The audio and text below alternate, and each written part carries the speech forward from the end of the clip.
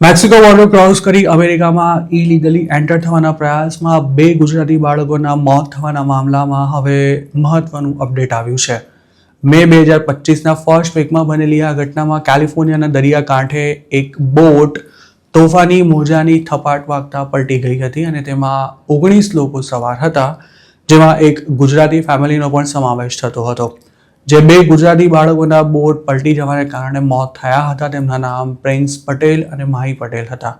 Prince અને માહી સગા ભાઈ બહેન હતા, જેમાં પ્રિન્સની ઉંમર 14 વર્ષ અને તેની બહેન માહી માત્ર 10 વર્ષની હતી.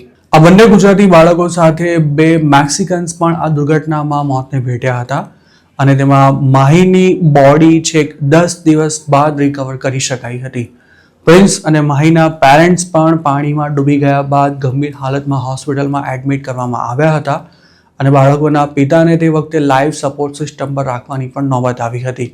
હોસ્પિટલમાંથી ડિસ્ચાર્જ મળતા જ તેમને જેલમાં મોકલી દેવાયા હતા. જોકે હાલ તેઓ જેલમાં છે. યુએસમાં રિલીઝ થઈ ગયા કે પછી ઇન્ડિયા પાછા આવી ગયા તેની કોઈ માહિતી ઉપલબ્ધ નથી.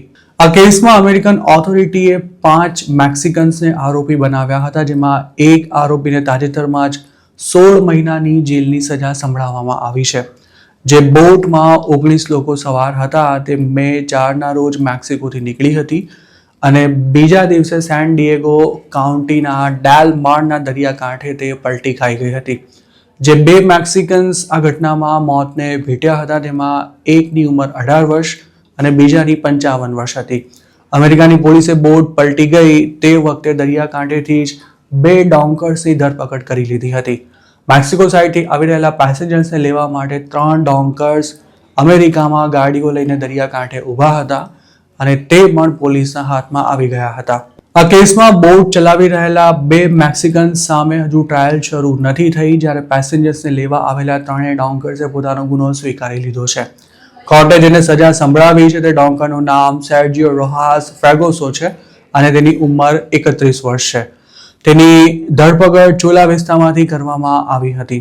અરેસ્ટ બાદ આરોપીએ બોર્ડર પેટ્રોલથી બચવા પોતે બોટમાં આવેલો પેસેન્જર હોવાનું પણ બહાનું બતાવ્યું હતું.